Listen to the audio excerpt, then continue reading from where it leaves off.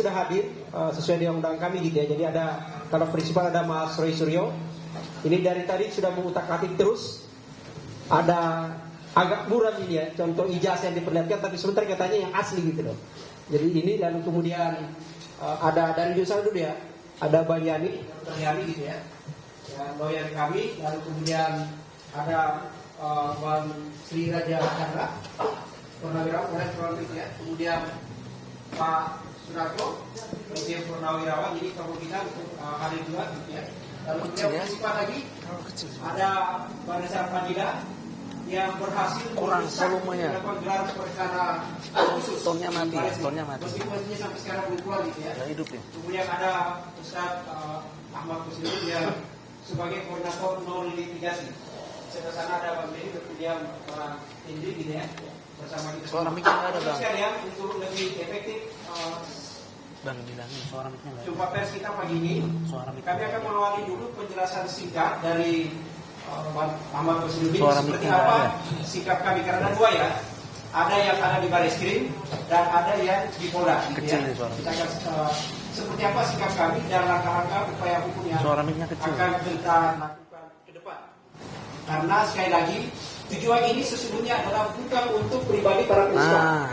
Selamat datang Mbak Ibu Kurnia gitu ya. Jadi bukan, tapi ini adalah lebih kepastian hukum, kebenaran untuk kepentingan publik, supaya kita sejarah bangsa kita putih. Saya persilakan kepada Ustaz Akak memberikan penjelasan lebih awal dulu daripada kita semua. Lalu kemudian noise-nya kecil.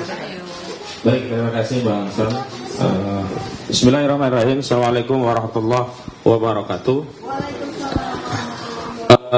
Sebagaimana kita ketahui bahwa pada Kamis 10 Juli 2025 yang lalu, Kombes Pol Ade Arisam selaku Kabid Humas Polda Metro Jaya mengumumkan peningkatan status dari tahapan penyelidikan ke penyidikan laporan terhadap klien kami Roy Suryo dan yang lainnya yang sebelumnya dilaporkan oleh Saudara Joko Widodo pada 30 April 2025 yang lalu. Menurut Polda Metro Jaya, peningkatan status ini bukan hanya terkait laporan Saudara Joko Widodo, tetapi juga sejumlah laporan dari Polres lainnya yang dilimpahkan atau dikonsolidasi oleh Polda Metro Jaya. Ada 5 laporan dari Polres yang lainnya dan kami pernah mendapatkan undangan klarifikasi. Namun dari 5 laporan tadi, 2 dinyatakan gugur karena pihak pelapor tidak mengajukan klarifikasi saat diundang, dan 3 dinaikkan ke tahap penyidikan. Artinya ada 4 laporan dari total 6 laporan yang ditingkatkan statusnya dari penyelidikan ke penyidikan. Sebagaimana kita ketahui, Saudara Joko Widodo sendiri melaporkan dengan dugaan tindak pidana pencemaran 310 KUHP, fitnah 311 KUHP, dan 27A Undang-Undang ITE terkait menyerang kehormatan menggunakan sarana ITE. Namun di luar itu, kami juga menyebut ini penyelundupan hukum ya. Saudara Joko Widodo melaporkan dengan pasal 35 Undang-Undang ITE yang ancaman pidananya 12 tahun penjara, juga pasal 32 Undang-Undang ITE yang ancaman pidananya 8 tahun penjara. Ini yang dulu sering kami sebut upaya untuk kriminalisasi, karena dimasukkan pasal-pasal yang tidak relevan dengan delik pencemaran dan fitnah dengan target kalau nanti statusnya naik ke penyidikan dan ditetapkan tersangka, polisi bisa menggunakan kewenangan untuk melakukan penahanan berdasarkan KUHP karena ancaman pidana yang bisa ditahan itu minimum 5 tahun penjara. Dan dengan dimasukkannya pasal 35 dan 32 Undang-Undang ITE melalui laporan Saudara Joko Widodo ini, polisi nanti bisa mengambil langkah untuk menahan walaupun dalam persidangan pasal-pasal ini tidak terbukti begitu. Dan itulah modus operandi kriminalisasi yang sering kami temui, bukan hanya di kasus klien kami hari ini. Yang kedua, laporan-laporan yang lainnya itu dilaporkan ada yang dari Polres Jakarta Selatan yang mengatasnamakan Peradi Bersatu, unik sekali, lucu, bahkan aneh. Dia melaporkan diantaranya adalah kabar bohong, pemberitahuan bohong, 28 ayat 3 Undang-Undang ITE. Selain itu pidana sara, 28 ayat 2 Undang-Undang ITE, dan juga pasal 160 KUHP tentang penghasutan. Tetapi pelapor ini sendiri bohong. Dia menuduh kami mengedarkan kabar bohong, klien kami ya. Pelapor sendiri mengedarkan pemberitahuan bohong. Apa pemberitahuan bohongnya? Kemana-mana mengaku yang melaporkan adalah Peradi Bersatu. Tetapi saat kami diundang klarifikasi, tidak ada satupun laporan dari para pelapor itu yang namanya disebut sebagai atas nama Peradi Bersatu. Ada yang laporan yang diminta untuk klarifikasi itu antaranya yang pertama Andi Kurniawan, yang kedua Samuel Sweken, Kapriani, Lesumanan, dan Kahan Rahayan. Ada satu Samuel Sweken ya. Jadi tidak ada satupun atas nama Peradi Bersatu. Di dalam sebuah diskusi media ketika kami soal itu ya kebingungan begitu. Dan saya terus terang tersinggung karena saya anggota Perhimpunan Advokat Indonesia atau Peradi, dan saya sebenarnya tidak terima ada organisasi dimanfaatkan untuk kegiatan yang bisa kita kategorikan ikut-ikutan mengkriminalisasi begitu. Nah, yang kedua tentu kami harus memberikan sikap terhadap apa yang sudah diumumkan. Sikap kami yang pertama tentu saja ini tindakan yang terlalu dini atau bahasa hukumnya itu prematur. Apa prematurnya? Pertama, kasus pencemaran ijazah palsu ini tidak bisa dilepaskan dengan kasus dugaan pemalsuan dokumen yang sudah dilaporkan di Barreskrim Mabes Polri. Walau hanya Dumas, kasus di Barreskrim itu sampai hari ini belum tuntas. Terakhir, ketika 22 Mei, Johandani Rahajopuro selaku Direktur Tindak Pidana Umum Barreskrim Mabes Polri menyatakan menghentikan penyelidikan dugaan pidana pemalsuan ijazah saudara Joko Widodo. Telah dilakukan proses koreksi melalui apa yang disebut dengan gelar perkara khusus di tanggal 9 Juli 2025. Dan gelar itu belum ada hasil yang disampaikan kepada kita, pada publik. Harusnya setidaknya menunggu proses gelar ini diumumkan kepada publik. Misalnya, kalau gelar itu ternyata menguatkan penghentian penyelidikan, oh berarti dianggap sama dengan hasil yang diumumkan Johandani Rahajopuro. Sebaliknya, jika ternyata gelar menyatakan bahwa penyelidikan ini ada cacat proses, prosedur, dan substansi, dan pihak Biro Wasidik selaku pengawas penyidik memerintahkan kepada penyidik untuk membuka kembali dan melakukan penyelidikan terhadap dugaan tindak pidana pemalsuan dokumen 263 KUHP yang diduga dilakukan oleh saudara Joko Widodo, maka kasus ini dibuka kembali. Jadi tidak relevan pencemarannya, karena apa? Kasusnya jalan gitu. Nah, dari situ kami kemudian muncul praduga, jangan-jangan semua akan dikondisikan.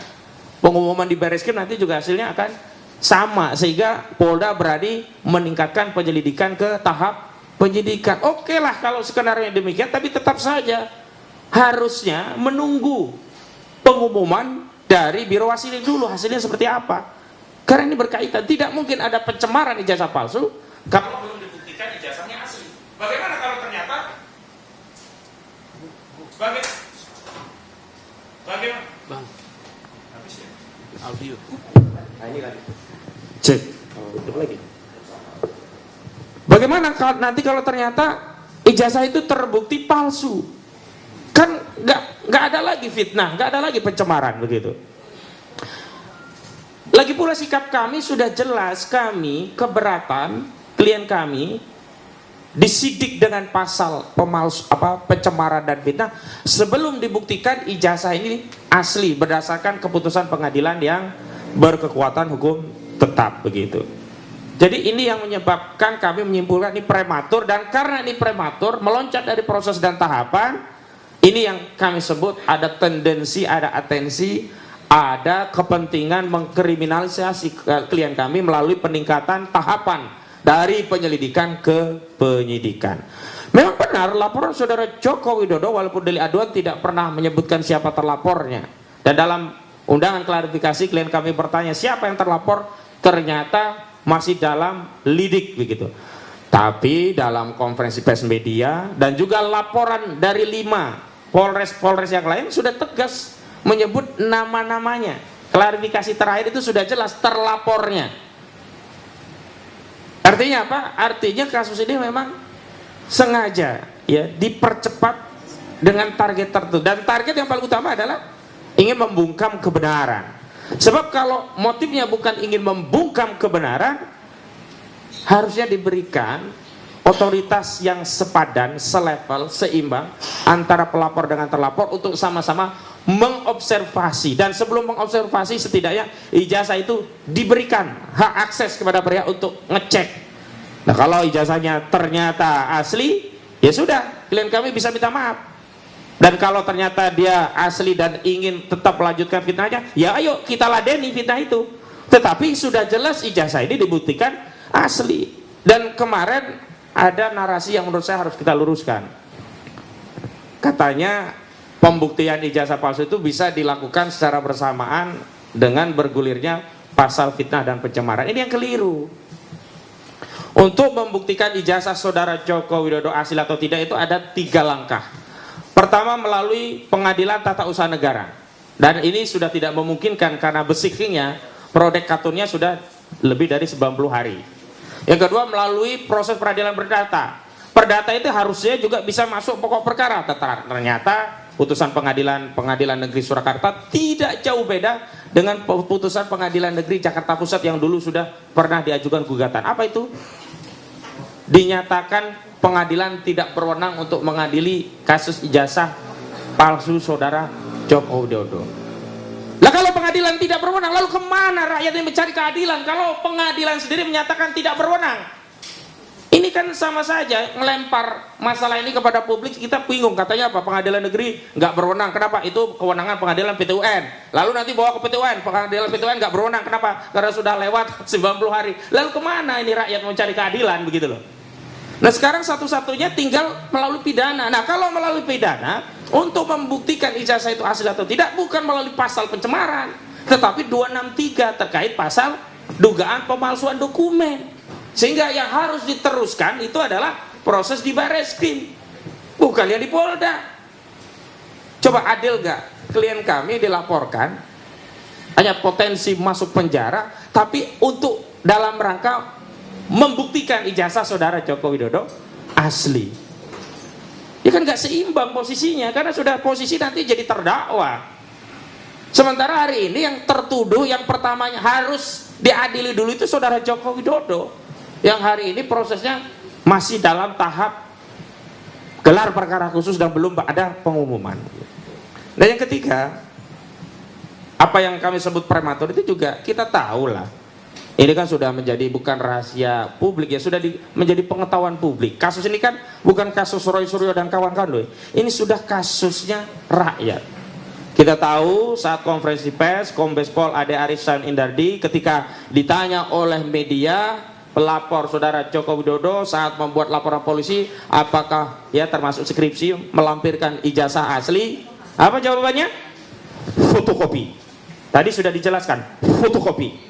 Asli atau tidak Pak? Fotokopi. Asli atau tidak Pak? Fotokopi. Lalu pertanyaannya, bagaimana mungkin bukti dari pelapor yang hanya fotokopi kemudian segera dinaikkan tahapannya ke tahapan penyidikan, yang ujung daripada penyidikan itu akan ada tersangka.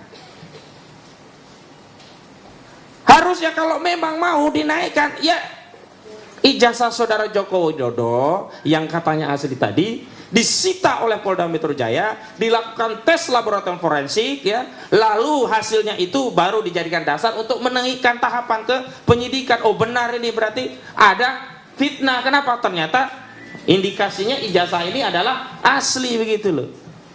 Bahwa benar sudah ada uji laboratorium forensik, tapi itu di Bareskrim. Dan itu hanya Dumas, kepentingan uji itu untuk Dumas dan sudah digunakan untuk menghentikan Dumas penyelidikan. Tidak bisa hasil dari Bareskrim dipinjam oleh Polda atau disita oleh penyidik Polda untuk melanjutkan kasus dugaan fitnah dan pencemaran. Harus disita oleh penyidiknya berdasarkan LP-nya, LP saudara Joko Widodo itu, gitu loh. Lalu kami juga heran, aneh sampai hari ini bertanya-tanya, walaupun kami sudah tahu jawabannya. Sejak kapan proses penegakan hukum akses terhadap bukti itu dengan pinjam?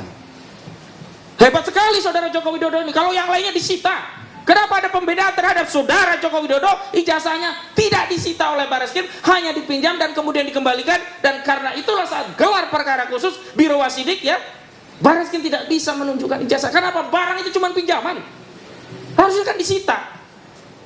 Kalau disita saat Biro Wasidik bisa ditampilkan Pak Roy Suryo bisa lihat dan ternyata asli, langsung Pak Roy Suryo minta maaf, ternyata asli, selesai. Faktanya kan nggak demikian. Terus ada narasi yang dibangun, kami nggak percaya, nanti dikhawatirkan itu jebakan Batman kalau nanti ditunjukkan ya, kan nanti akan difoto-foto, ada macam-macam analisisnya, nanti tambah ramai. Itu kan berarti nggak percaya bahwa ijazahnya asli. Kalau ijazahnya asli, apa sih susahnya difoto? Gak ada masalah. Diuji berkali-kali juga dengan foto, dengan analisis apapun, kalau asli nggak akan ada masalah gitu loh. Artinya mohon maaf hari ini jika perkara ini berlarut-larut, saya minta maaf kepada seluruh rakyat Indonesia, bukan karena klien kami, bukan karena kami lawyer, karena kami memang tugas dan tanggung jawabnya membela klien kami. Tapi ini sumber masalahnya adalah Saudara Joko Widodo sampai hari ini tidak mau menunjukkan ijazah yang disebutnya asli itu kepada kita semua. Jadi jangan dibalik-balik, jangan kita yang kemudian dianggap bikin gaduh. Akarnya ada di sana. Kemudian yang terakhir, kami menegaskan bahwa proses yang ada di Polda Metro Jaya itu sebenarnya repetisi, pengulangan terhadap proses yang telah dilakukan oleh Barreskrim. Apa itu? Ya ini tidak ada transparansi, tidak menjamin kredibilitas, dan pasti tidak ada akuntabilitas. Dan itu yang dulu kami jadikan dasar untuk mengajukan proses permohonan gelar perkara khusus terhadap Dumas yang tiba-tiba gelar perkara sepihak oleh Barreskrim dan dihentikan. Dan hari ini Polda mengulangi gelar perkara sepihak. Ade Ari Sam itu menyatakan udah gelar perkara, tapi gelar perkara yang mana? Kami tidak pernah dilibatkan. Bukti-buktinya sudah lengkap, bukti yang mana? Semua sudah ada saksi ahli yang mana? Makanya kami juga akan mempertimbangkan upaya hukum yang sama sebagaimana sudah ditempuh di Barreskrim Mabes Polri untuk melakukan upaya permintaan gelar perkara khusus lagi. Kenapa? Karena terus terang kami tidak mempercayai proses, prosedur, dan tahapan yang dilakukan Polda, di mana kami tidak dilibatkan setidaknya untuk tahu ini loh tahapannya, ini loh bukti-buktinya, ini loh prosesnya, ini loh prosedurnya, ini loh dasar kewenangan kami melakukan penyelidikan, ini loh hasil kesimpulan dari penyidik terkait proses penyidikan, ini loh pemandangan ahli tentang unsur-unsur yang berkenaan dengan pasal. Kan nggak diberitahu. Kok juga bersamaan dengan saudara Jokowi pulang, seolah-olah ini kado untuk Jokowi. Pak Jokowi, ini ada kado, Bapak udah pulang, udah agak sehat mungkin ya, ini ada kado, tahapannya naik ke penyidikan. Nggak bisa begitu, hukum harus tegak lurus. Yang lapor siapapun, sekalipun itu yang melapor adalah mantan Presiden Republik Indonesia. Selamat datang Pak Said Didu. Mungkin Bang Tendri agak geser nanti ya. Juga apa namanya, Bu Kurnia mungkin agak nyempil sana aja biar tidak ada perempuan di sarang penyamun ya. Nah, gitu. Nah, Pak Said Didu di tempatnya Bu Kurnia aja. Nah, sini. Nah. Ya. Enggak, Bu Kurnia itu bisa nanti lewat sel situ ya. Lewat sana, Bang. Bang, ada akses dari belakang, Bang. Ah. Ini resiko kalau terlambat memang begini, Bang. Iya. Ah, sebelahnya aja. Geser-geseran.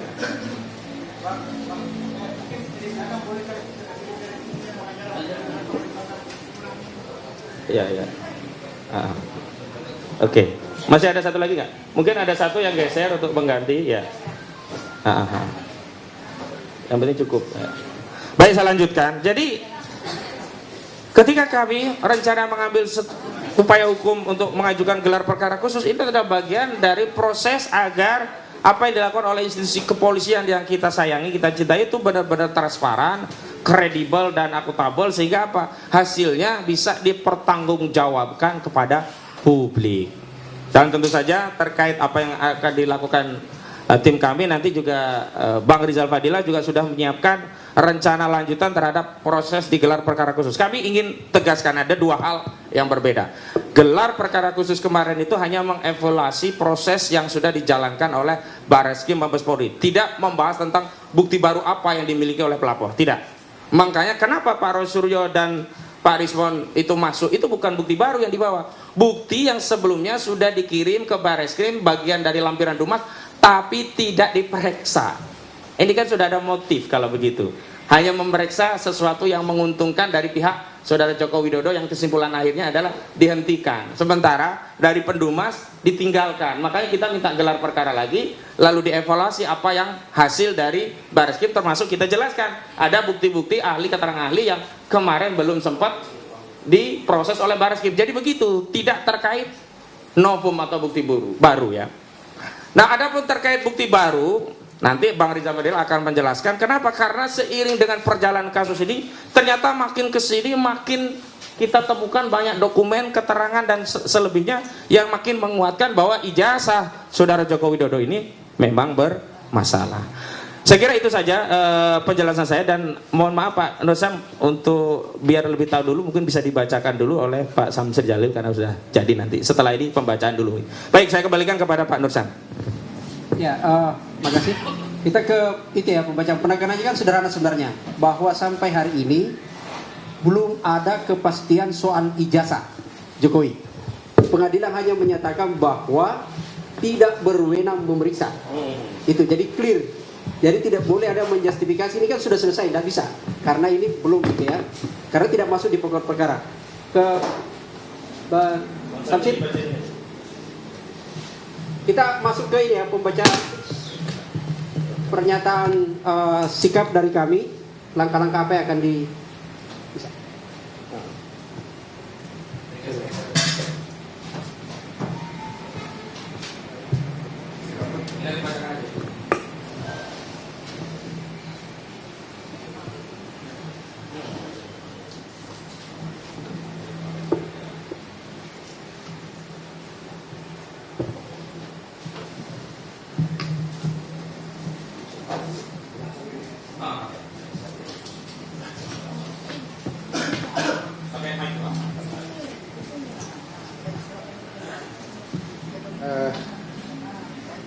Saudara sekalian, saya membacakan pengumuman Polda Metro Jaya Primatur, kasus penyemaran dan fitnah ijazah palsu Jokowi tak dapat ditingkatkan ke penyidikan tanpa pembuktian ijazah Jokowi asli.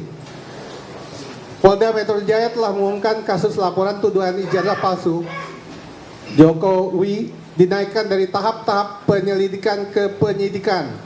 Hal itu telah disampaikan oleh Kabid Humas Polda Metro Jaya, Kombes Polisi Ade Arisam Indradi pada hari Kamis 10 Juli 2025. Berkenaan dengan hal itu, kami, tim advokasi anti kriminalisasi akademisi dan aktivis selaku kuasa hukum Roy Suryo, Rismond Sianipar, Rizal Fadilah, Kurnia Tri Royani menyampaikan pandangan hukum sebagai berikut. Pertama, peningkatan status penyelidikan kasus dugaan pencemaran dan fitnah soal ijazah palsu yang diajukan oleh Saudara Joko Widodo ke tahap penyidikan tidak memiliki dasar hukum, mengingat seseorang hanya dapat dinyatakan melakukan pencemaran dan fitnah ijazah Jokowi palsu setelah dibuktikan ijazah Saudara Joko Widodo asli. Bukti hukum bahwa ijazah Jokowi asli harus berdasarkan putusan pengadilan yang berkekuatan hukum tetap, karena hanya putusan pengadilan yang bisa memberikan deskripsi yang otoritatif secara hukum untuk menyatakan ijazah Saudara Joko Widodo. Dalam kasus ini, ijazah Saudara Joko Widodo belum pernah dibuktikan oleh putusan pengadilan asli. Bahkan Saudara Joko Widodo hanya bermodal ijazah fotokopi saat membuat laporan polisi ke Polda Metro Jaya. Hal mana telah ditegaskan oleh Kombes Polisi Ade Arisam Indradi dalam konvers menjawab pertanyaan media dengan menegaskan bukti ijazah Joko Widodo yang dimiliki penyidik Polda Metro Jaya hanya berupa fotokopi. Dalam hukum pembuktian, dokumen fotokopi tidak memiliki kekuatan hukum dan bukan termasuk alat bukti yang sah sebagaimana dimaksud dalam pasal 184 KUHP. Kedua, kasus dugaan pemalsuan dokumen ijazah Joko Widodo saat ini sedang diperiksa oleh Biro Wasidik Barreskrim Polri melalui gelar perkara khusus pada tanggal 9 Juli 2025 lalu. Hingga saat ini belum ada pengumuman hasil atau kesimpulan dari gelar perkara khusus tersebut. Karena itu, tindakan Polda Metro Jaya yang meningkatkan status penyelidikan dugaan pencemaran dan fitnah ijazah palsu Joko Widodo terlalu prematur. Bahkan ada dugaan kuat karena ada pesanan dan desakan dari pihak-pihak tertentu. Mengingat hasil gelar perkara khusus Biro Wasidik Bareskrim Polri dapat memerintahkan penyelidikan ulang kepada Ditpidum Bareskrim Polri yang sebelumnya telah menghentikan dumas dugaan ijazah palsu saudara Joko Widodo. Ketiga, proses gelar perkara yang dilakukan oleh Polda Metro Jaya soal kasus pencemaran dan fitnah ijazah palsu Joko Widodo dengan hasil meningkatkan status penyelidikan ke tahap penyidikan tidak transparan, tidak kredibel, dan tidak akuntabel. Keputusan sepihak tanpa melibatkan klien kami selaku pihak terlapor dalam perkara tersebut. Polda Metro Jaya kembali melakukan tindakan ceroboh seperti yang dilakukan Bareskrim Mabes Polri yang mengumumkan sepihak penghentian dumas dugaan ijazah palsu Jokowi. Karena itu kami juga mempertimbangkan akan mengambil upaya hukum dengan meminta proses gelar perkara khusus atas peningkatan status penyelidikan ke tahap penyidikan dugaan pencemaran dan fitnah yang diumumkan oleh Polda Metro. Demikian pernyataan hukum disampaikan. Terima kasih. Jakarta 14 Juli 2025. Tim Advokasi Anti Kriminalisasi Akademisi dan Aktivis. Tertanda Petrus Salestinus SH, Koordinator Litigasi, Ahmad Hozinuddin SH, Koordinator Non Litigasi. Sekian, terima kasih. Ya, makasih Pak Samsir Jalil gitu ya. Pembacaan pernyataan sikap kita ini kalau kita lihat, kita dengarkan seolah-olah ini ada kejar-kejaran gitu ya antara Bareskrim, Polda gitu. Tapi untuk menanggapi kenapa kejar-kejaran seperti ini, nanti Pak Saidi dulu yang bisa menganalisis itu. Kita ke Pak Rizal Fadila dulu. Apa langkah hukum yang akan dilakukan dalam waktu yang sesingkat-singkatnya? Ya. Assalamualaikum warahmatullahi wabarakatuh. Tentu langkah hukum yang akan diambil adalah menyampaikan kepada pihak Bareskrim untuk mengambil keputusan. Desakannya adalah bahwa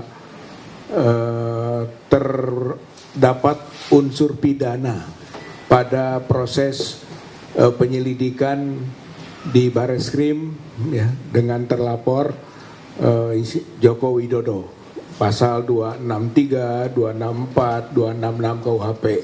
Jadi kita sangat yakin dan akan menyampaikan bahwa penyelidikan yang lalu itu terdapat unsur pidana.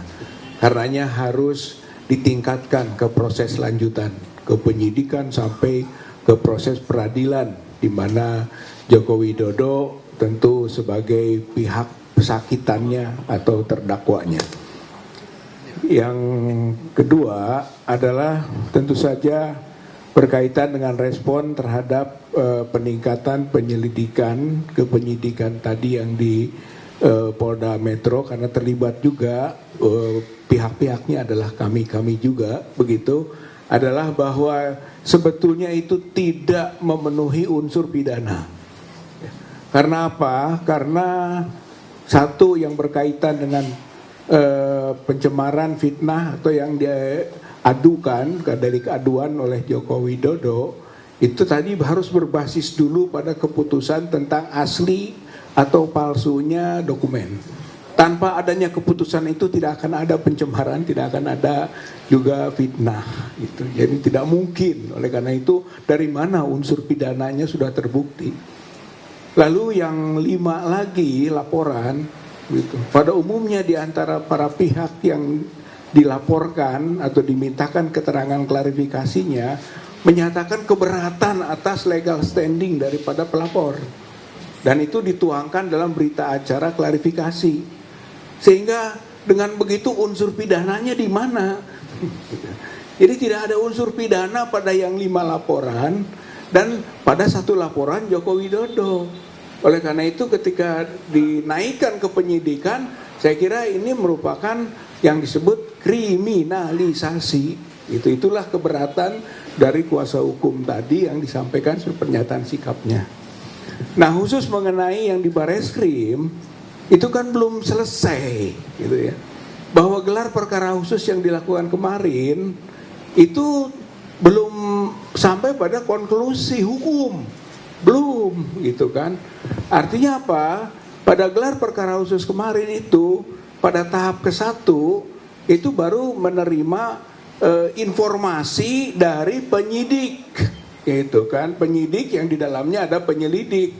Informasinya tidak beda dengan yang diumumkan pada tanggal 22 Mei 2025. Berarti tidak ada sesuatu yang baru, gitu. Bahkan dari pihak kita yang disebut pelapor atau pengadu mas, begitu, menyampaikan keberatan atas pengumuman tanggal 22 Mei tersebut, dan itu diungkapkan di gelar perkara khusus tadi, gitu. Jadi sifatnya sudah ada penyampaian yang belum ada tindak lanjut. Nah, mungkin nanti saya ingin menegaskan tentang dasar-dasar pentingnya tindak lanjut itu, begitu, dalam kaitan dengan pasca gelar perkara khusus yang telah disampaikan kemarin, yang sebetulnya dari pihaknya penyidik, yang di dalamnya ada penyelidik, itu tidak ada sesuatu yang baru selain yang pernah diuraikan 22 Mei 2025. Saya kira itu poinnya. Nah, bagaimana langkah kita akan kita lakukan? Saya kira nanti siang, gitu kan, pas pertemuan hari ini, kami akan, khususnya TPUA dan tim kuasa hukum, akan datang ke Bareskrim, gitu, menyampaikan bukti tambahan pendalaman penyelidikan, gitu, untuk mengambil konklusi bahwa penyelidikan belum selesai, gitu ya. Nanti siang kita akan sampaikan itu di Bareskrim, khususnya kepada Karo Wasidik Bareskrim Mabes Polri, itu siang ini, gitu ya. Nah, apa poinnya? Begini, pasca gelar perkara khusus, harapan agar proses penyelidikan dapat berlanjut hingga tahap penyidikan dan lanjutannya. Itu yang kita akan mohonkan dan kita desak. Karena alasannya begini. Pertama, bahwa paparan dan tayangan gelar perkara khusus mengenai adanya 3 ijazah teman seangkatan Joko Widodo yang tidak identik yang diuraikan oleh ahli Dr. Rismond dan Dr. Roy Suryo. Saya kira itu bantahan itu menjadi poin penting, begitu, bahwa ijazah 3 teman seangkatan Joko Widodo tidak identik. Jadi berbeda dengan konklusi 22 Mei 2025 yang menyebut identik. Identik dari mana dan siapa komparasinya? Adakah autentikasi dari pembanding? Tidak dijelaskan di dalam gelar perkara khusus.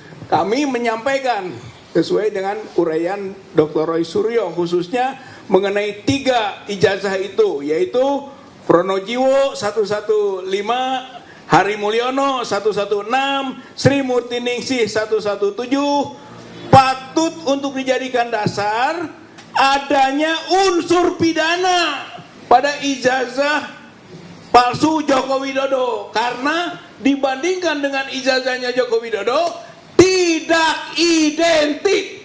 Kalau tidak identik, ada unsur pidana. Gitu. Ini yang disebut dengan dasar kenapa harus ditingkatkan ke proses penyidikan dan seterusnya. Itu yang pertama. Yang kedua, perbedaan nama, tanda tangan pembimbing utama, ya, Profesor Dr. Rizur Ahmad Sumitro pada lembar pengesahan skripsi Joko Widodo. Dengan nama tanda tangan disampaikan putrinya Aida Grenburi alumnus Fakultas Kehutanan UGM, sebagaimana ditayangkan, itu ditayangkan juga oleh kita, begitu, ditayangkan saat gelar perkara khusus, dapat pula menjadi dasar adanya unsur pidana pada dugaan ijazah palsu Joko Widodo pada Dumas TPUA. Berarti poin pentingnya unsur pidana ada. Begitu, ini poin penting. Nah, yang ketiga, adanya temuan mengenai indikasi tim pembuat atau keterlibatan orang tertentu dalam pembuatan ijazah palsu Joko Widodo di Pasar Pramuka Pojok. Menjadi alasan bahwa penyelidikan masih harus berlanjut. Itu poinnya. Penyelidikan itu tidak boleh dihentikan. Hasil gelar perkara khusus tidak boleh sampai pada konklusi menghentikan penyelidikan seperti 22 Mei 2025 yang lalu. Karena ada ini, yaitu ditemukannya tim pembuat atau keterlibatan orang-orang tertentu dalam pembuatan ijazah palsu Joko Widodo di Pasar Pramuka. Itu artinya sekarang tesis sudah bergeser. Dulu tesisnya ijazah asli, antitesisnya palsu. Sekarang geserannya tesisnya ijazah Joko Widodo itu palsu. Itu antitesisnya asli. Berarti kewajiban membuktikan sudah bergeser. Sudah menjadi pengetahuan umum sekarang bahwa ijazah Joko Widodo palsu. Gitu. Tinggal yang membuktikan asli Joko Widodo. Itu terbalik sekarang ini pergeserannya. Gitu.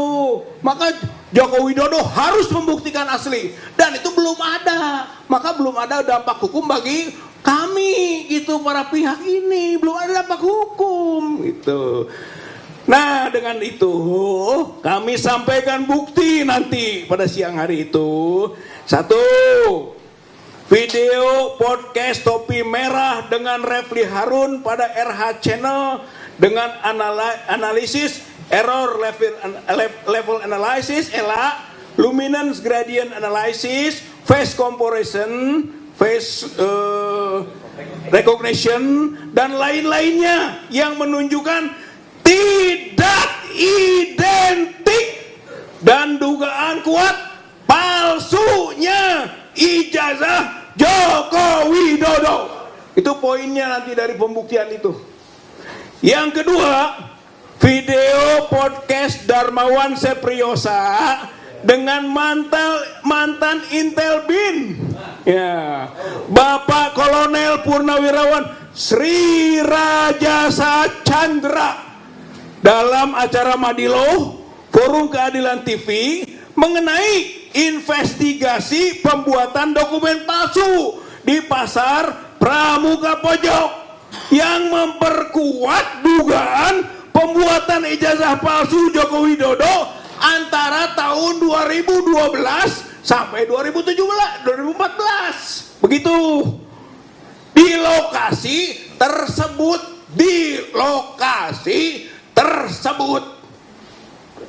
Yang ketiga, tayangan dari KNC Opposite Channel mengenai keterlibatan tim inti pembuat ijazah palsu Joko Widodo, yakni David Agus Yunanto, Anggit Nugroho, Muhammad Isnaini, Widodo, Eko Sulistyo, Sigit Widiaman, dan Paiman Raharjo. Penyebutan nama tersebut patut menjadi alasan pemeriksaan kebenarannya oleh pihak kepolisian dalam rangka penyelidikan atau penyidikan. Konklusinya, 1. Unsur pidana itu terbukti dalam proses ini. Kedua adalah penyelidikan tidak boleh dihentikan. Jadi Mabes Polri tidak boleh menghentikan penyelidikan karena masih ada agenda-agenda yang harus diteruskan dalam proses penyelidikan atau penyidikannya. Saya kira itu agenda terdekat kita. Nanti siang ini akan kita sampaikan. Bahkan kalau perlu kita komunikasikan lebih dalam kepada pihak Karo, Wasidik, Bareskrim, Mabes Polri. Saya kira ini yang bisa disampaikan mengenai agenda terdekat. Terima kasih. Wassalamualaikum warahmatullahi wabarakatuh. Warahmatullahi wabarakatuh. Ya, kasih Pak Rizal Fadila gitu ya, prinsipal. Sekali lagi saya ingatkan teman-teman, ini ada banyak tokoh di sini ya. Bahkan yang disebut tadi Pak Chandra gitu ya, ada hadir juga di sini. Lalu tapi sebelum beliau menanggapi lebih jauh soal di pramuka itu, kita ke Mas Roy dulu ya. Ini seperti ada temuan baru nih, gitu ya. Di depan saya masih fotokopi juga, tapi katanya asli di belakang gitu ya. Bismillahirrahmanirrahim. Assalamualaikum warahmatullahi wabarakatuh. Salam sejahtera untuk kita semuanya. Om Swastiastu, Namo Buddhaya. Pertama-tama terima kasih atas kehadiran seluruh rekan-rekan media, baik media mainstream maupun YouTube dan alternatif, juga kepada Saibul Bait kita, ya, pemilik kantor pengacara Pak Ahmad Yani, terima kasih, dan kepada seluruh tim kuasa hukum bidang litigasi di bawah Pak Petrus Celestinus dan juga non litigasi di bawah Pak Ahmad Kosinudin. Saya update saja, ya, alhamdulillah hari ini Senin, ya, 14 Juli 2025 sudah banyak sekali perkembangan yang ada. Dan alhamdulillah juga tadi disebutkan oleh Bang Ahmad Kosinudin, kami mendengar bahwa ada konon, sudah ada, tapi bukan konon ya, karena diumumkan langsung oleh Kabid Humas Polda Metro Jaya, Pak Kolonel Ari, bahwa sudah naik status penyidikan hanya dengan menggunakan fotokopi. Clear. Kenapa saya mengatakan menggunakan fotokopi? Tidak pernah ada bukti, baik visual, video, tayangan, maupun bukti yang langsung, kehadiran Joko Widodo ke Polda Metro Jaya menyerahkan yang asli. Dia pernah datang membawa sebuah map, dan map itu ditekuk-tekuk. Ditekuk-tekuk. Kalau ditekuk-tekuk jelas tidak mungkin itu ijazah asli, karena ijazah asli itu kaku sekali dan mapnya adalah map yang sangat tebal, map kulit. Memang pernah ada seseorang bernama Wahyudi mengantarkan yang konon, nah ini saya sebut konon karena penampakan nggak pernah kelihatan. Konon sebuah ijazah dalam tanda kutip ke Mabes Polri, ke Baris Krim, itu ada orang. Tapi kemudian hanya beberapa hari dikembalikan tanpa disita. Jadi artinya Kolonel Ade Ari ketika ditanya teman-teman media, clear betul ditanyakan asli atau fotokopi. Tadi diulangi berkali-kali oleh Pak Kosinudin. Fotokopi. Fotokopi. Teman-teman tahu semua, dalam hukum fotokopi bukan bukti. Clear ya. Jadi kalau bukan bukti, kalau itu hanya berupa fotokopi, sangat janggal sekali kalau kemudian ada kenaikan status. Itu yang pertama. Yang kedua soal kenaikan status adalah, kalaupun dipaksakan atau nekat dinaikkan, maka nanti pada yang harus diperiksa pertama adalah pelapor. Joko Widodo harus datang duluan ke Polda Metro Jaya, bukan kemudian sudah ada sounding-sounding minggu ini kami akan dipanggil. Itu urutannya salah besar. Joko Widodo dulu harus dipanggil. Kemudian saksi-saksi dari pihak pelapor yang dipanggil duluan. Ahli, panggil lagi semuanya di sana. Dan yang paling menarik, ini ada perkembangan dari ahli yang katanya ahli ya, yang disebut ahli digital forensik. Pada saat gelar pendapat khusus di Baris Krim, dia mengakui dia bukan ahli analog. Jadi kalau dia sendiri dihadirkan, makan tuh kata-katanya. Buat apa dia dihadirkan? Untuk sebuah bukti yang sifatnya analog. Jadi dia tidak berhak untuk menjadi ahli dalam kasus di Polda Metro Jaya.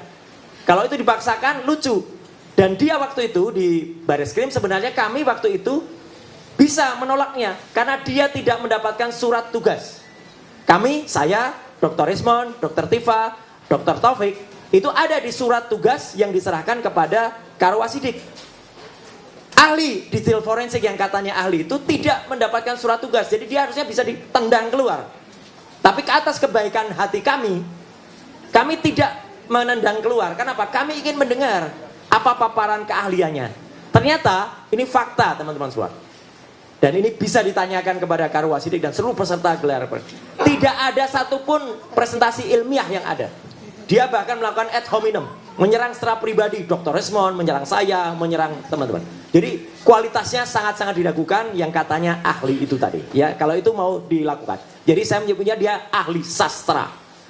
Kenapa ahli sastra? Hanya bisa omon-omon saja. Ya, itu faktor yang pertama yang paling penting. Nah, ini tadi yang sudah dibocorin dilihat oleh Pak Sam. Yang kedua sekarang, lebih berkembang dari tadi yang sudah disampaikan Pak Rizal Fadila. Terima kasih. Jadi saya nggak perlu ngulangi. karena kami terus dipertanyakan kemarin, ini kan buktinya harus analog, harus ada bukti asli. Hari ini, Senin, 14 Juli 2025, kami selaku prinsipal menyatakan, kami sudah memegang 5 bundel bukti asli, ijazah asli dari Universitas Gadjah Mada. Bukan hanya fotokopi, tapi ijazahnya asli. Jadi ijazah yang bisa pegang bukan hanya ijazah, lengkap dengan transkrip nilai, lengkap dengan semua bukti-bukti, dan diserahkan langsung oleh, terima kasih untuk kakak-kakak kelas saya, mahasiswa UGM yang asli. Dan itu adalah dari Fakultas Kehutanan yang lulus angkatan 85. Jadi itu pada periode tahun 85 dari Fakultas Kehutanan Universitas Gadjah Mada yang asli. Jadi kami sudah mendapatkan tim hukum termasuk tim advokasi, kami sudah mendapatkan, mohon izin masih di tangan kami karena atas pesan dari yang bersangkutan kami memegang amanah betul, jangan ditunjukkan dulu, nanti di pengadilan baru ditunjukkan.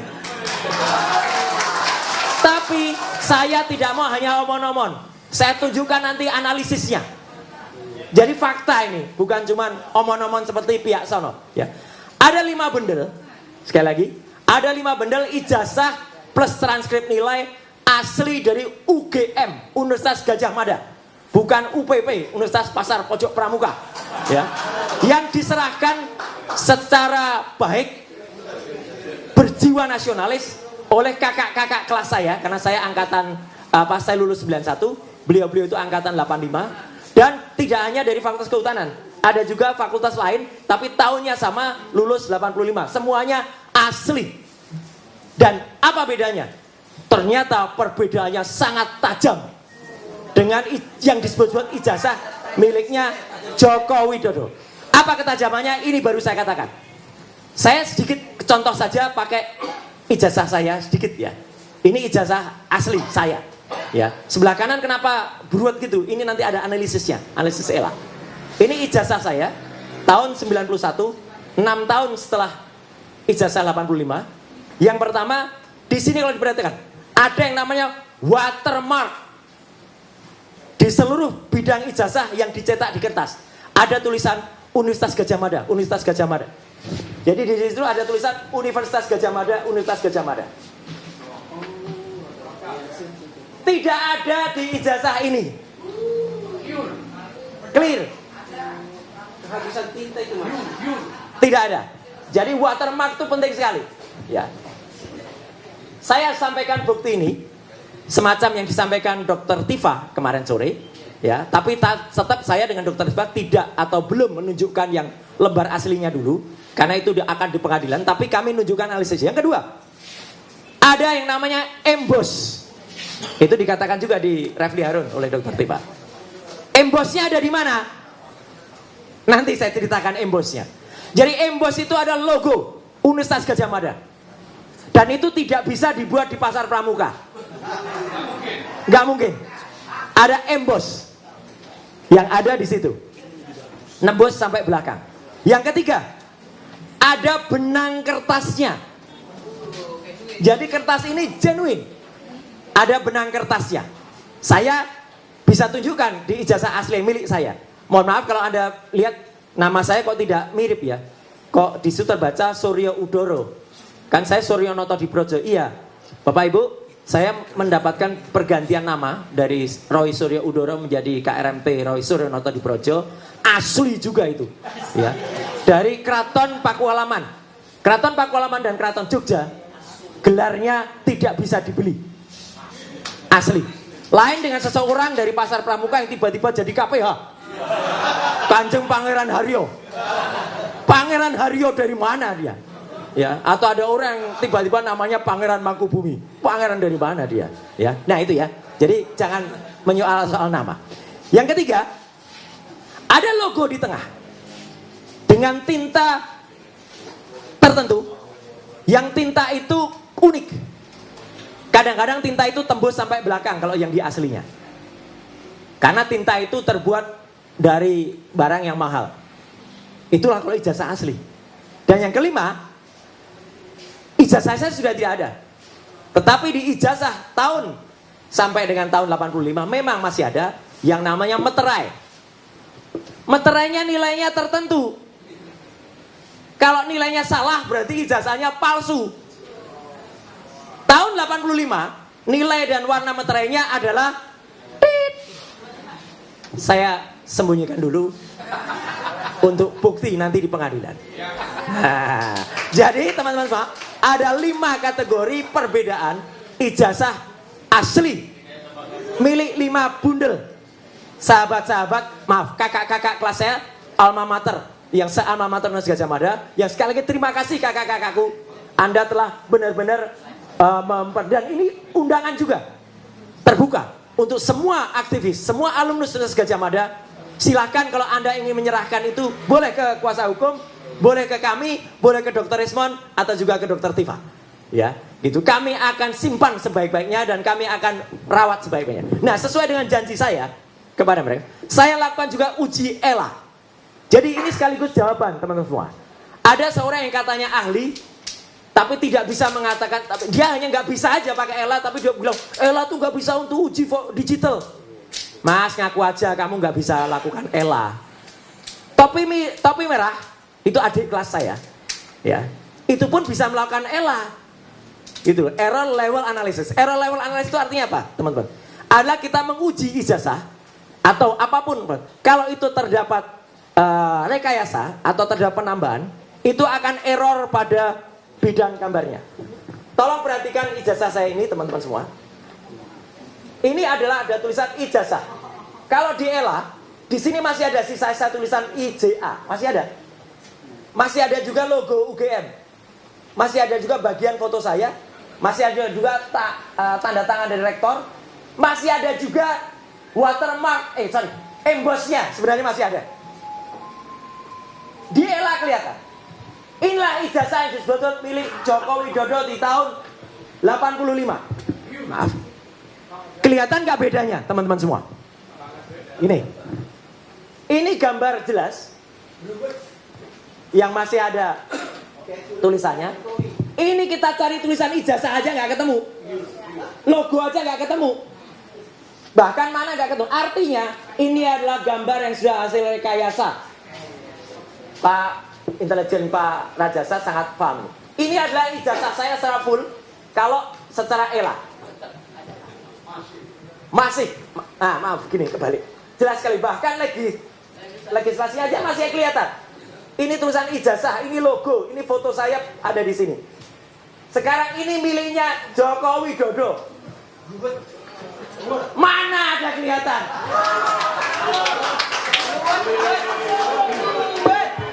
Tidak ada sama sekali. Tidak ada. Sama sekali. Gelap kayak orangnya katanya. Enggak, Bu, ya. Kita enggak minum, tapi artinya tidak ada. Dan hasil analisis ELA ini saya pertanggungjawabkan kepada dunia akhirat. Allahu Akbar. Tidak ada hasil pada lembar yang disebut miliknya Joko Widodo. Tidak otentik. Jadi bukan hanya identik. Dan saya sudah mohon izin kepada yang bersangkutan. Saya tidak tampilkan aslinya, tapi saya tampilkan analisis ELA-nya. Ini adalah ijazah asli angkatan 85 Fakultas Kehutanan, seangkatan dengan Joko Widodo. Ada semuanya. Masih kelihatan. Tulisan ijazahnya ada, bekas logonya ada, kemudian watermarknya juga masih ada. Ya, yang 5 juga sama. Yang 4 lainnya juga sama. Aslinya ada. Jadi saya tidak hanya berani menunjukkan analisisnya, saya tidak hanya berani menunjukkan digitalnya, analognya ada, dan ijazah itu asli semuanya, diserahkan langsung oleh masing-masing yang bersangkutan kepada kami, ya, dan itu siap untuk dipertanggungjawabkan. Artinya apa? Ini adalah bendel bukti yang menambah, jadi tidak mengurangi, Pak. Menambah bukti yang tadi disampaikan oleh Pak Rizal Fadila. Dan bukti-bukti ini siap untuk dibawa juga ke Bareskrim. Ya, clear ya. Nah, kemudian sedikit sebelum nanti Pak Kolonel Chandra Rajasa bisa menyampaikan, saya pun tidak hanya omong-omong. Saya terjun langsung ke pasar Pramuka. Buktinya ada di salah satu TV nanti malam. Tayangannya namanya Dipo Investigasi. Ya.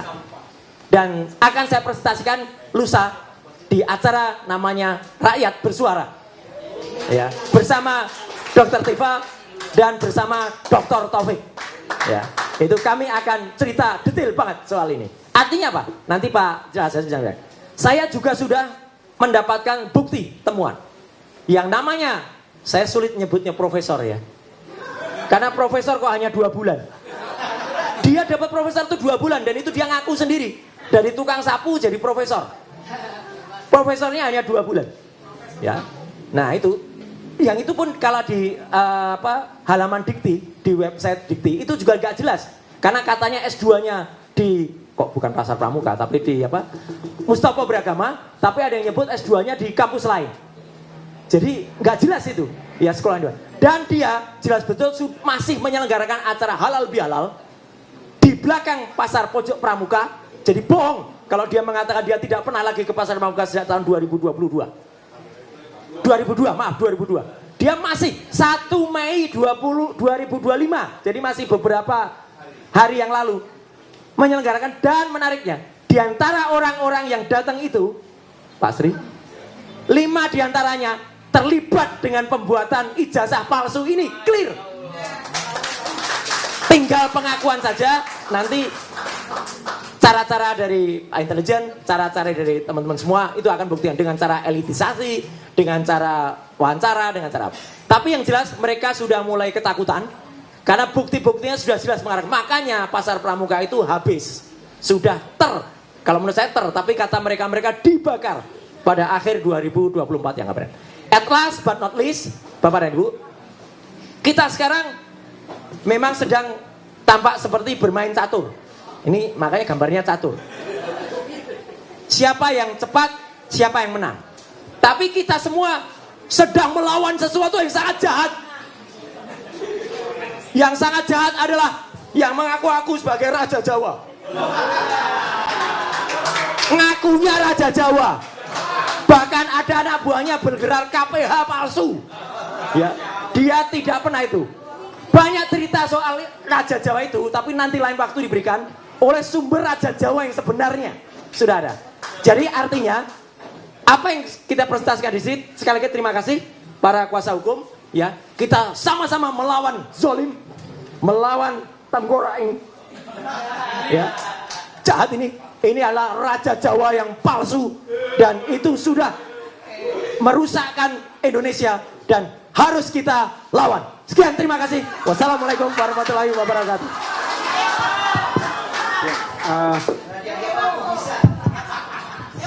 Ini saya agak bingung nih. Ini jumpa pers atau apa? Tapi yang pasti adalah asli. Terima kasih Pak Samsul Jalil, Manajemen Purnawirawan. Terima kasih sudah hadir gitu ya. Teman-teman sekalian, untuk efektifnya sekarang ke Pak Saididu. Ini apa yang terjadi sebenarnya negeri kita ini? Kok semakin seperti tidak beradab gitu loh. Saya persilakan Pak Saididu. Assalamualaikum warahmatullahi wabarakatuh.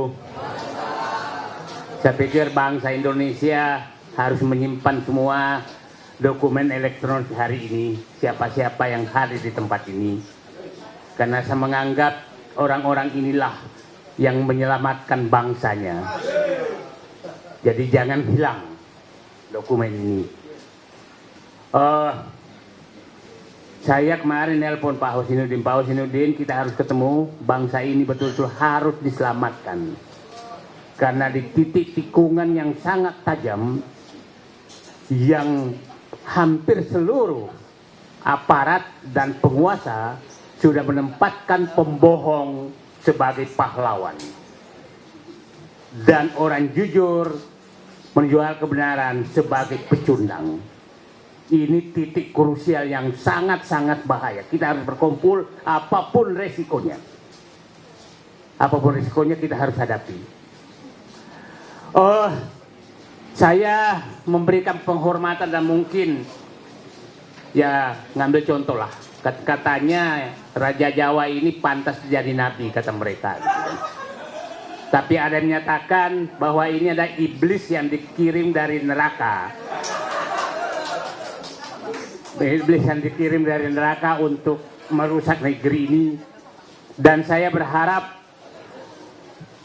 teman-teman, ini adalah malaikat-malaikat melawan iblis itu. Ya, ya, Dr. Suryo tidak lelah hampir 24 jam untuk berjuang, dan saya nggak tahu istrinya ngomong apa. Ya, yang kedua Dr. Tipa, seorang perempuan yang sangat tangguh dengan berbagai tantangan. Dr. Rismon tahu-tahu muncul dari Jepang datang ke Sumatera Utara, diterbangkan memperbaiki Jawa. Kemudian ada Pak Rizal Fadila, kita tahu ini adalah pejuang dari dulu, tidak pernah kendor apapun. Ibu Kurnia, perempuan tangguh. Edi Sudana, saya hanya penggembira di luar. Dan kita semua akan ada di belakang bapak-bapak. Insya Allah, bapak jangan kendor satu senti pun. Ijazah palsu, menurut saya ada 5 kebohongan yang mau disembunyikan oleh mereka. Bukan hanya Jokowi. 1, kebohongan identitas diri Jokowi sendiri, itu yang dia paling takutkan terbuka. Identitas diri kan kita tahu ceritanya sebenarnya, dan kalau ini terbuka maka kita tahu siapa yang membentuk Joko Widodo sebenarnya. Saya pikir publik udah paham. Yang kedua adalah kepalsuan dan kebikin kepalsuan putranya yang menjadi wakil presiden. Itu juga kalau terbuka ini akan terbuka siapa dia sebenarnya, dan kepalsuan terhadap dinasti ini akan terbuka semua. Ya. Yang kedua, ketiga adalah kepalsuan pemilu yang sudah dilakukan oleh dia, itu juga akan terbuka. Kebohongan itu akan terbuka. Yang keempat adalah kebohongan korupsi yang ribuan triliun, itu akan terbuka. Ribuan triliun korupsi yang terjadi selama rezim Joko Widodo. Yang ini adalah kebohongan tukang-tukang survei yang sekarang jadi komisaris BUMN di mana-mana. Jadi kita akan membongkar 5 kebohongan. Jadi jangan heran bahwa musuh kita banyak sekali, karena banyak sekali yang terancam. 5 kebohongan tadi saya ulangi: kebohongan identitas pribadi Joko Widodo, kebohongan terhadap putranya yang jadi wakil presiden, kebohongan pelaksanaan pemilu selama ini, kebohongan korupsi ribuan triliun, dan kebohongan survei-survei yang dilakukan selama ini. Ini 5 kebohongan. Nah, yang akan ditutupi sebenarnya. Jadi memang musuh kita sangat-sangat berat, karena penikmat kebohongan ini itu mulai dari istana sampai ke lurah. Itu ya semua. Nah, haram. Nah, di posisi seperti ini saya meminta kepada seluruh rakyat Indonesia 3 hal. Mari kita turun semua untuk membela kebenaran ini dan menggusur kebohongan yang hanya dilakukan oleh satu keluarga dari Solo. Masa kita kalah? Itu komandannya. Yang lain itu anak semua. Nah, saya pikir bapak-bapak jenderal pasti mendidih mendengarkan masa kita kalah sama satu dinasti yang tidak jelas. Ya. Yang kedua, kepada seluruh aparat, berhentilah aparat hukum menjadi pelindung daripada raja bohong ini. Betul-betul adalah hati nurani kalian. Saya berharap 3-4 orang yang pernah jadi pelaku utama ke raja bohong ini mengakulah. 2-3 orang saja mengaku, saya pikir Anda akan jadi pahlawan menyelamatkan bangsa ini. Jangan sembunyikan terus. Yang terakhir kepada Presiden Prabowo, kalau tidak mampu memihak kepada kebenaran, minimal Bapak diam saja, nggak usah melindungi. Kalau memang tidak mampu, karena sering sekali ada kode-kode dari Solo itu langsung letoi lagi. Percayalah, kalau Bapak membela kebenaran, rakyat akan ada di belakang Bapak. Tapi apabila Bapak takut terus dari raja bohong, maka batas rakyat juga ada sabarnya. Kami masih menaruh harapan pada Bapak, tapi rakyat juga ada batasnya. Kalau raja bohong ini selalu diistimewakan, maka rakyat akan keluar dengan hati nuraninya. Hanya itu saja dari saya. Hari ini titik tikungan yang sangat tajam. Kepada seluruh rakyat Indonesia, bersatulah menggusur raja bohong ini untuk menyelamatkan negara. Mulai dari Sabang sampai Merauke, turunlah, jangan diam demi bangsamu. Coba kita lihat, mulai kemarin di Aceh coba diganggu oleh menantunya, di Papua dia coba ganggu lewat lewat oligarkinya dan lewat yang memberikan Raja Jawa, yaitu Bahlil. Jadi semua tinggal menunggu waktu akan dihancurkan oleh mereka kalau kita diam. Saatnya melawan. Bismillahirrahmanirrahim. Assalamualaikum warahmatullahi wabarakatuh. Ya, teman-teman, saya tidak akan menanggapi 5 kebohongan itu ya. Tapi ini mengingatkan bahwa kalau teman melek informasi, ada kasus korupsi di Pertamina, dugaan kasus korupsi 286 triliun. Hampir setengah triliun kan gitu. Itu baru satu kasus. Celakanya bukannya diperbaiki, tapi komisarisnya adalah dari para lembaga survei. Saya ke Pak Majen Sunarko, saya persilakan. Majen Purnawirawan gitu ya. Dan saya ingatkan, alhamdulillah, kumisnya masih mempesona, nggak ada yang berani nyukur. Jadi nggak ada yang berani nyukur itu, sok-sokan aja itu.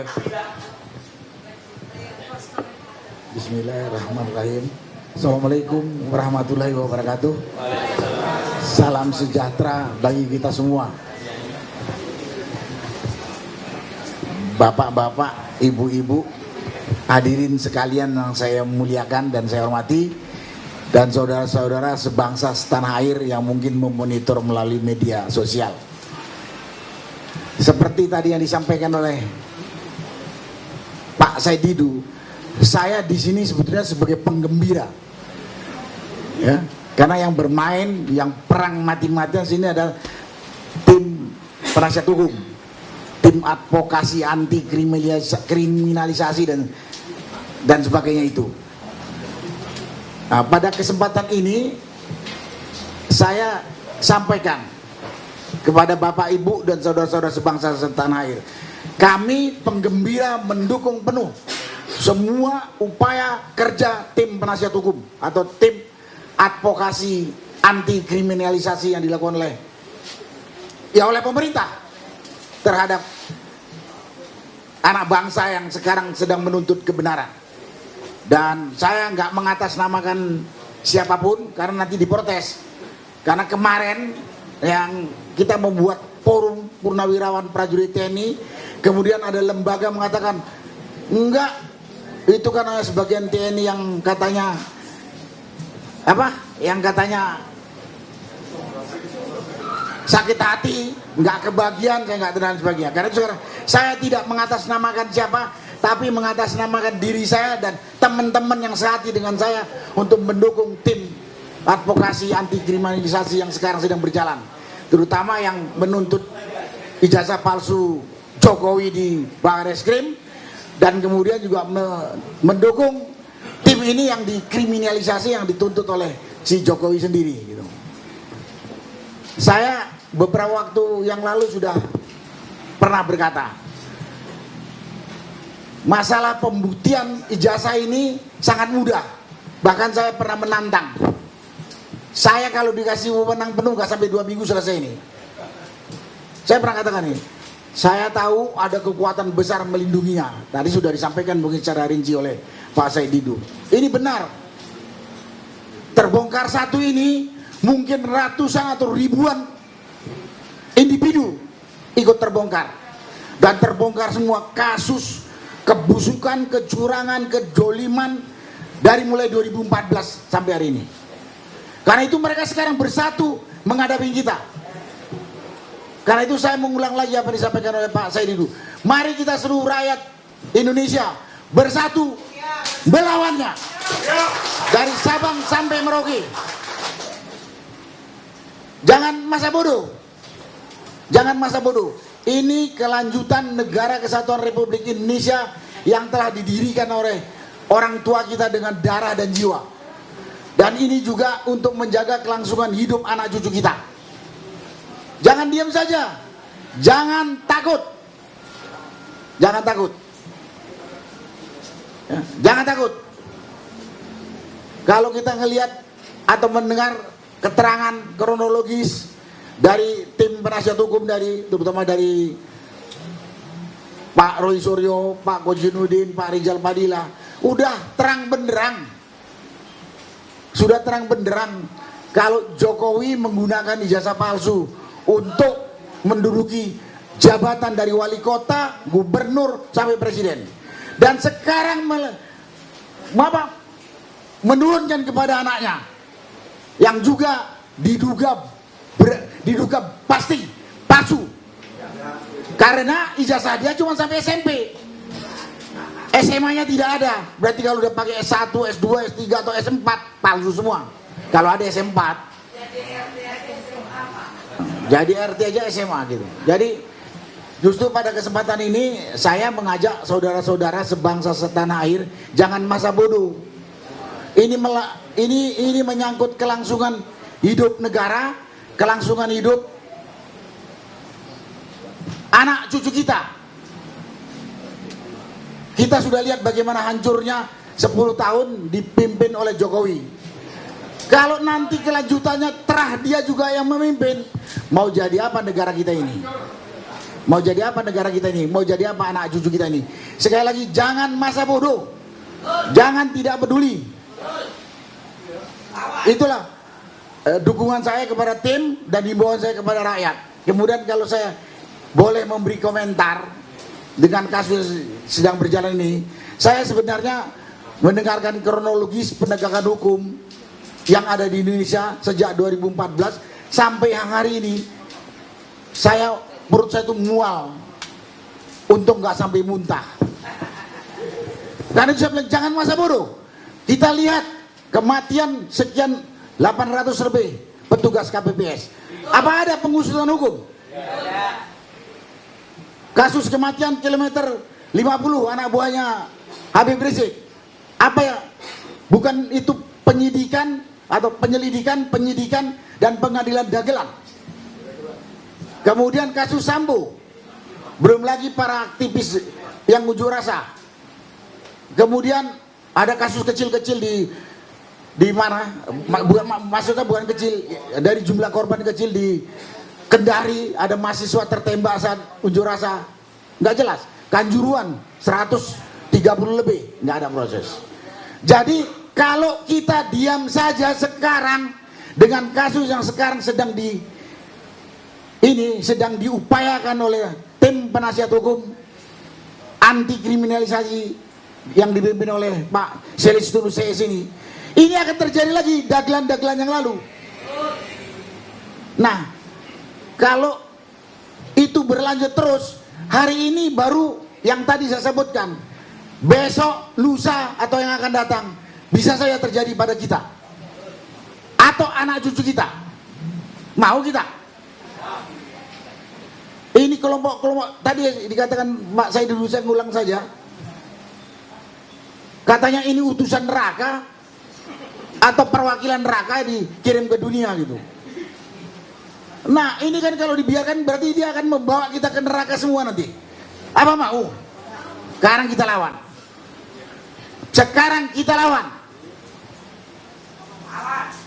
Tidak ada yang bisa kita harapkan dari kumpulan orang-orang busuk, curang, pembohong, tidak jujur. Kalau mereka memerintah atau memimpin negara, nggak ada yang bisa diharapkan dari orang-orang seperti itu.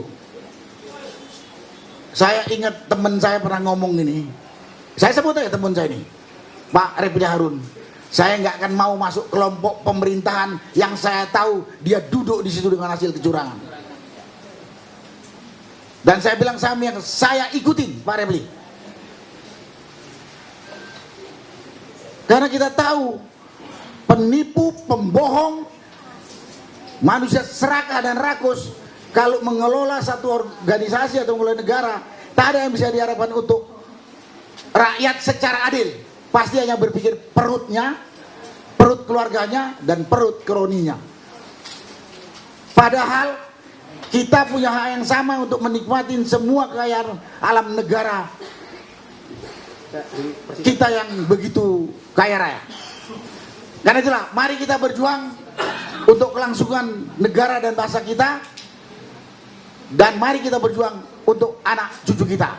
Dan ingat, tak ada yang bisa diharapkan kebaikan dari orang-orang licik, rakus, tidak jujur. Tak ada. Jangan terkecoh dengan berita-berita di medsos yang mengatakan, oh Jokowi sudah melakukan ini, pemerintah sudah melakukan ini, dan lain sebagainya. Itulah komentar saya dan ajakan saya kepada rakyat. Dan kemudian yang berikutnya yang perlu saya sampaikan, Dipersingkat Pak ya. kepada aparat TNI maupun Polri, Anda memang punya kode etik, tunduk, setia, taat kepada atasan.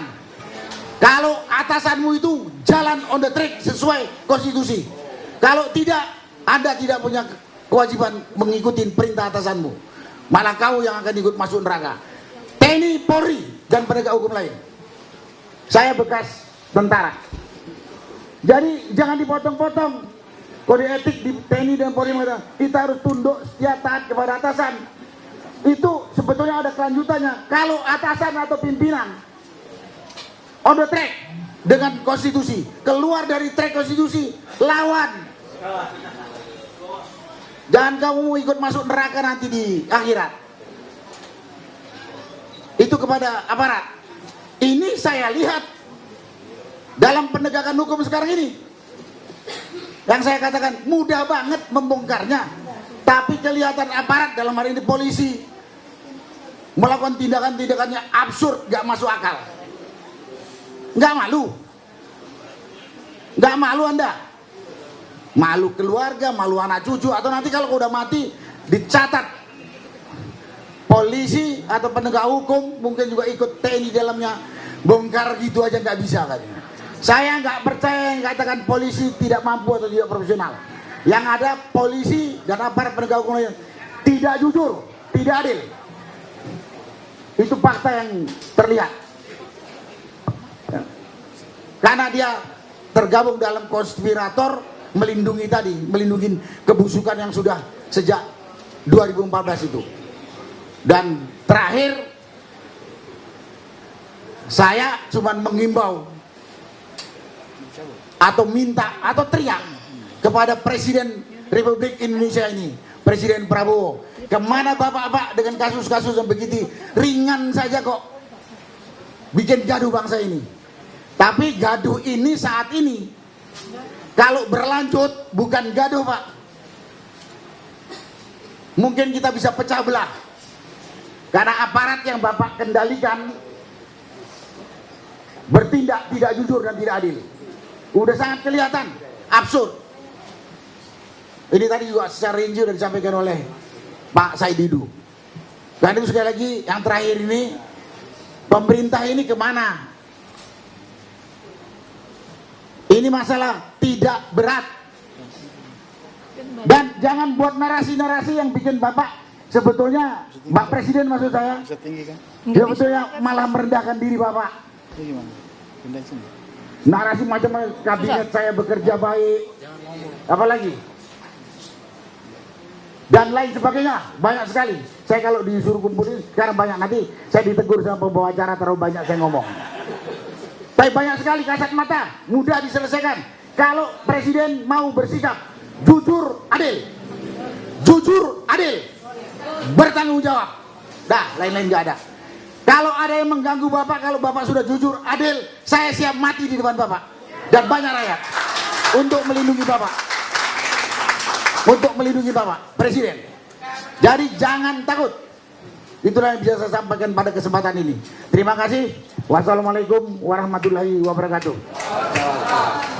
Jadi jujur itu hebat, culas itu setan. Ke Bu Kurnia, sikat ya. Karena sudah jam, sudah mau masuk dulu. Ada Pak Samsir. Bismillahirrahmanirrahim. Assalamualaikum warahmatullahi wabarakatuh.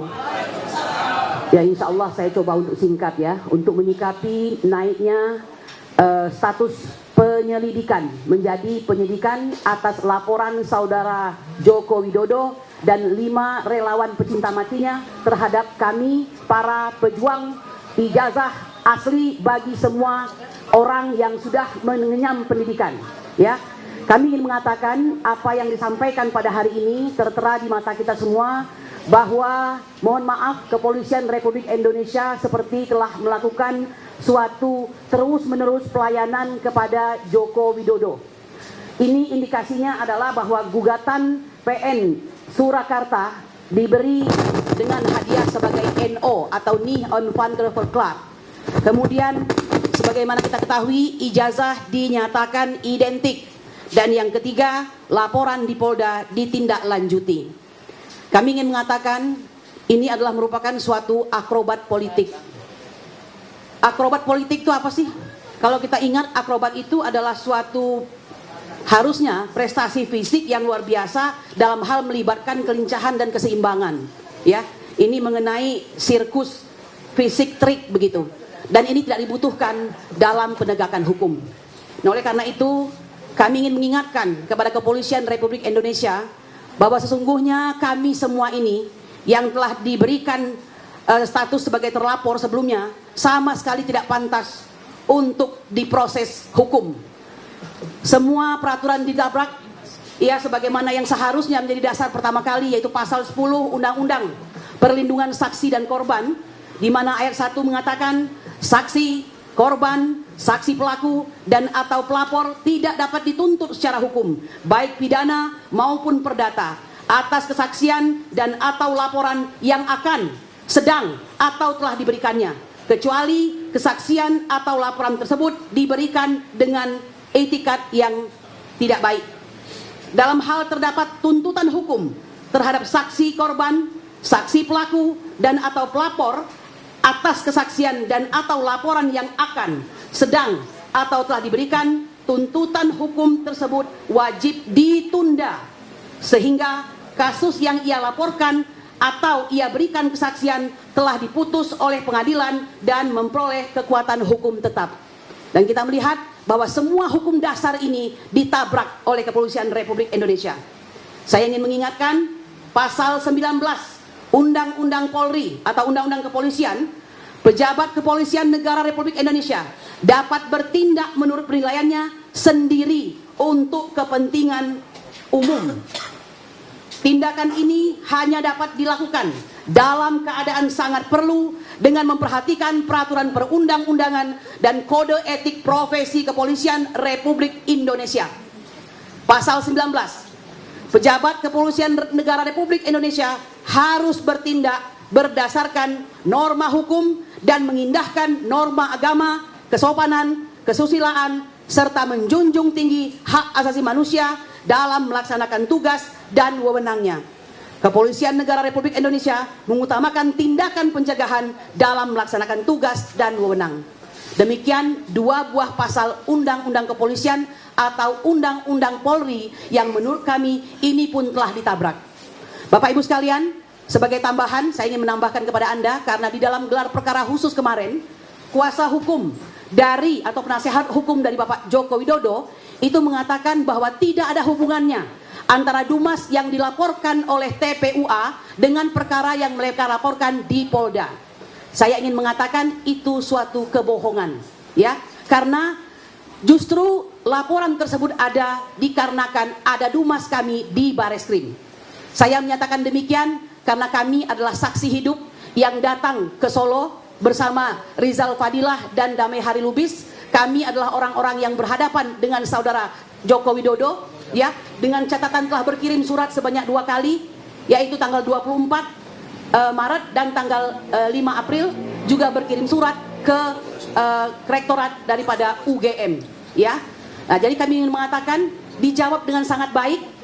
Kami datang dengan baik meskipun harus kami sampaikan dengan jujur bahwa di dalam pertemuan dengan saudara Joko Widodo kami telah diintimidasi, ya.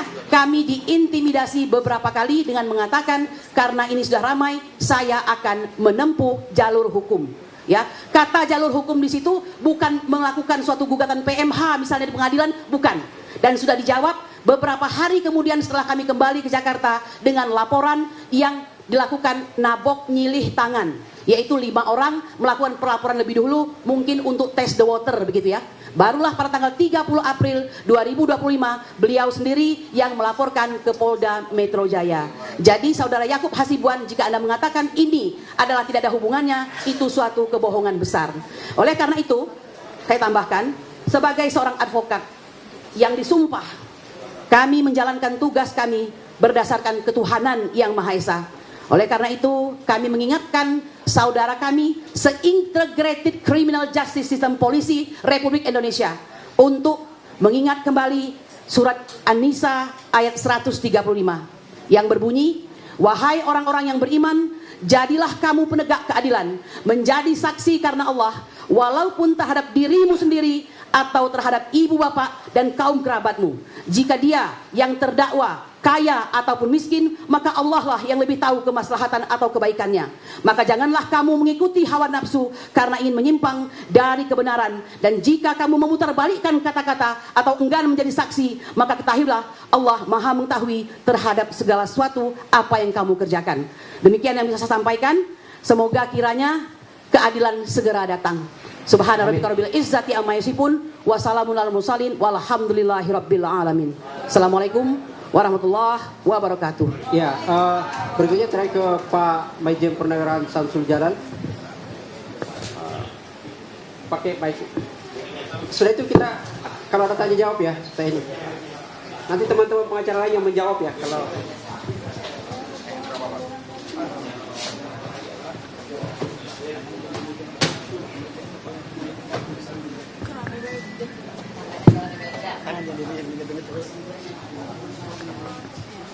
Bismillahirrahmanirrahim.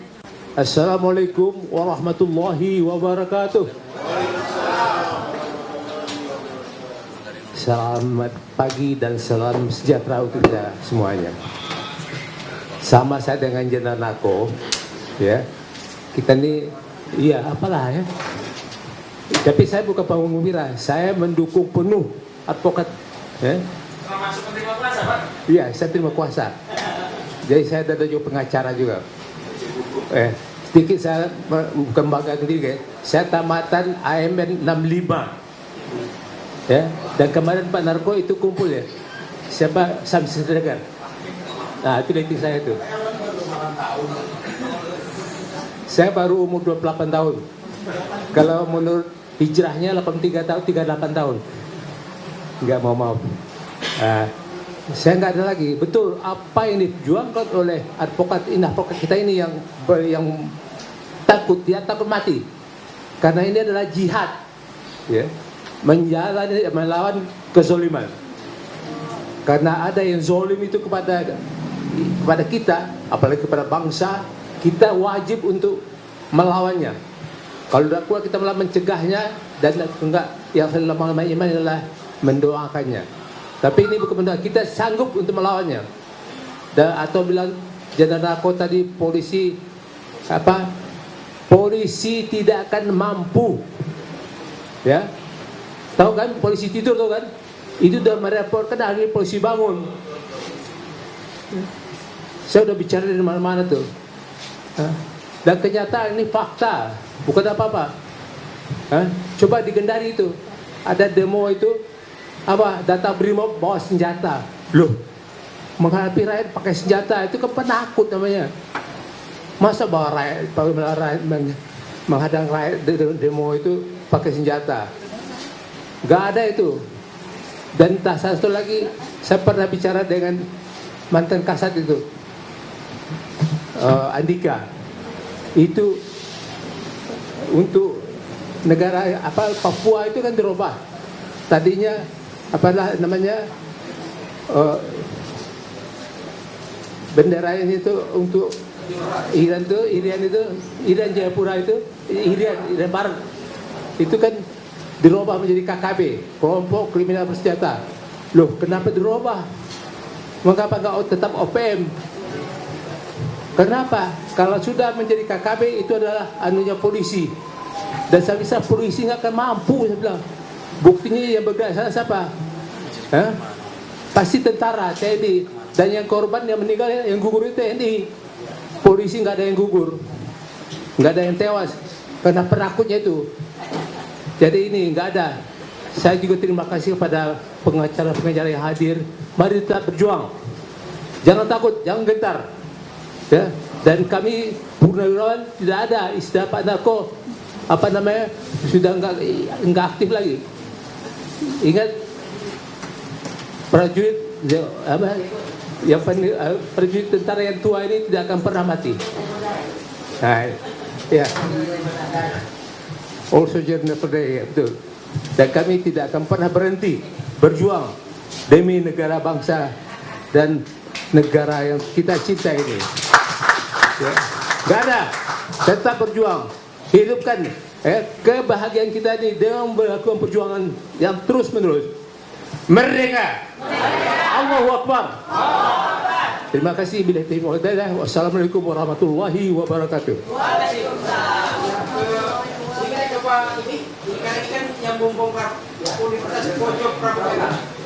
Assalamualaikum warahmatullahi wabarakatuh. Saya hanya melengkapi hasil penelitian Mas Roy dan kawan-kawan. Sebagaimana saya sampaikan terdahulu, ada Pasar Pramuka Pojok yang nantinya sebagai saksi sejarah tumbangnya kejahatan Jokowi.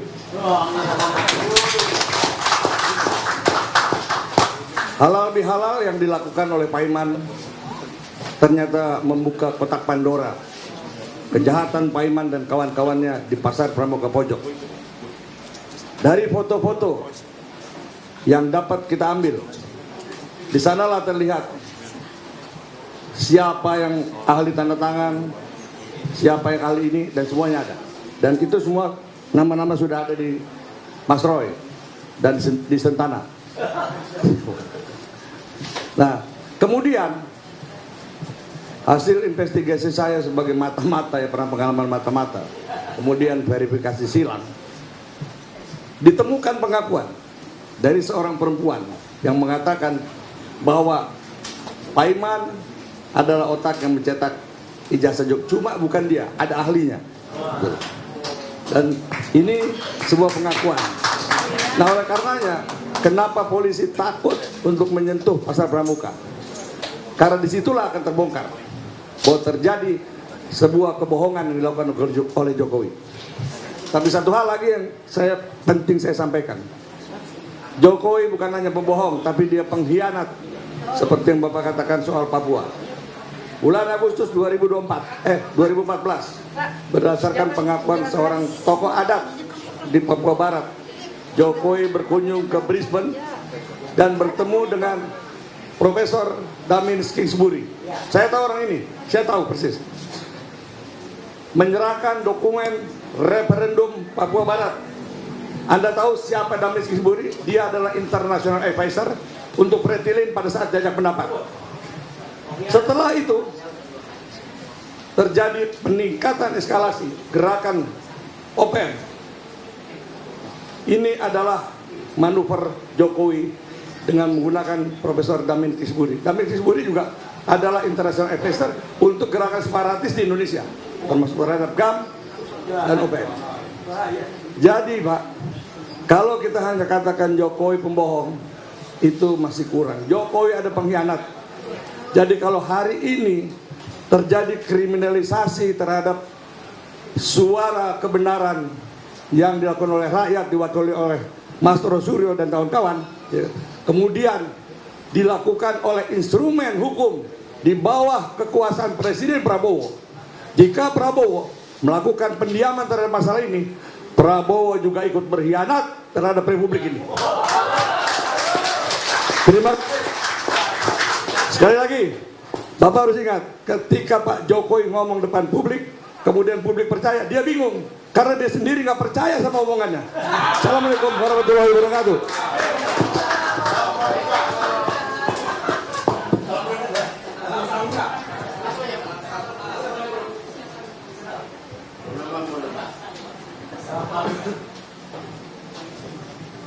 Ya, mohon maaf.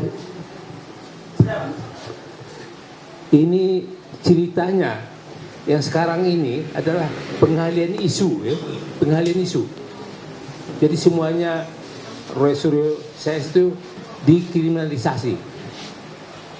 Nggak ada lagi. Dan itu soalnya sekarang ini itu ditemukan bunker, ya. Di sana terkumpul duit triliunan, ya. Dan sekarang diamankan oleh Luhut Panjaitan. Luhut Panjaitan itu pengkhianat, ya. Wah, didukung oleh Hendro Priyono, ya. Hendro Priyono itu kabin, dia tahu siapa Jokowi, tahu dia. Jokowi itu PKI. Dia bukan dilahirkan di Solo, tapi dilahirkan di Desa Boyolali, ya. Itu nama desa Giriroto. Semua itu orang PKI. Nah, jadi ini yang perlu kita sadari bahwa sekarang si Luhut itu, ya, dia berusaha bagaimana untuk mengambil bunkernya itu, supaya jangan diambil oleh yang lain-lain dulu. Makanya ini dialihkan isu ini supaya kita ribut, jangan ijazah palsu. Ijazah palsu itu sudah palsu ya jelas. Ya. Tapi polisi ini ya, polisi saya bilang itu polisi tidak benar. Maka korupsi juga di partai coklat itu yang banyak, ya, yang banyak korupsinya itu. DPR semuanya itu korupsi. Sudah di DPR itu Ciptaning, sama Eko, Oneng, itu banyak lagi. Itu PKI. Dan kita sekarang dikendalikan oleh PKI gaya baru. Maka kita jadi domba. Maka kita yang hadir di sini dan semua rakyat bangsa Indonesia jangan terpengaruh oleh PKI gaya baru. Kita dari domba. Maka kita sadar sekarang bahwa kita harus tetap berjuang. Insya Allah Allah bersama kita. Allahu Akbar. Terima kasih. Baik, teman-teman sekalian, karena waktu gitu ya. Kecuali nanti kalau ada yang mau bertanya, ini semua ada tim lawyer untuk bisa menjawab gitu ya. Ada Basam Sejalin, ada Bantendri, Panjahmada, Membeli. Ini banyak nih. Bang Medi siap gitu ya. Jadi belakang ini. Jadi yang tertinggi, yang maha tinggi gitu ya. Baik teman-teman sekalian, suruh. Oh ya, tertinggi. Teman-teman sekalian, saya kira kita akhiri ya, karena mau juga ke Bareskrim dan lain-lain gitu ya. Terima kasih atas kehadirannya semua. Sekali lagi para tamu yang mensupport gerakan teman-teman Mas Roy. Sekali lagi ini bukan perjuangan Mas Roy gitu ya. Bukan untuk diri, apalagi keluarganya sudah terganggu, tapi untuk kita semua. Sekali lagi mohon maaf. Assalamualaikum warahmatullahi wabarakatuh.